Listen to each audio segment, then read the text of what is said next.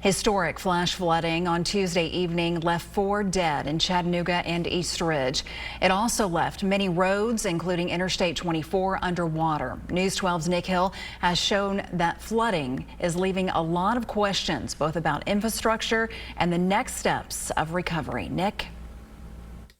In the wake of Tuesday's deadly flooding, many are wondering what are the next steps for those affected by the storm.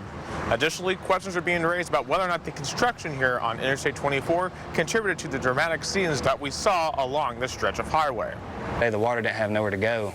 Once it filled up the spots where it could go, it was, just started filling up the road. The results of 7 inches of rain in 3 hours along the interstate was something no one was prepared for. It's difficult to plan like that for in this event.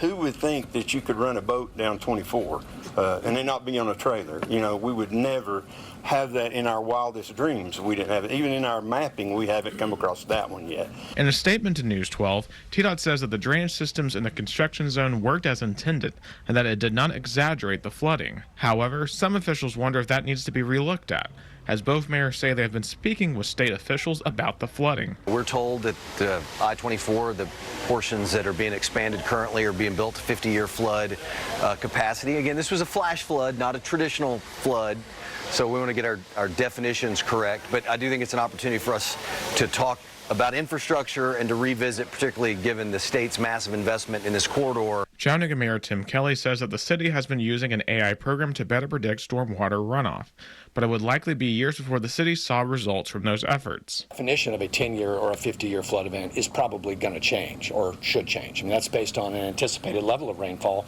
and this kind of goes all the way back to municipal engineering. They're designing to a standard that we may need to re-examine. Emergency officials are also continuing surveys of damage across Hamilton County, saying that this process is important for potential disaster declarations. We're looking to try to reclaim as much as we can and help people any way we can financially. So if we can get FEMA assistance, that's what we're going to do. So we're going to make sure we get out there, do those damage reports, and if any money's due to Hamilton County, East Ridge, and Chattanooga, we're going to get it. It's worth noting, despite 60 cars being stranded here on Tuesday evening, no one was injured along Interstate 24 during the floods. Reporting in Chattanooga, Nick Hill, News 12.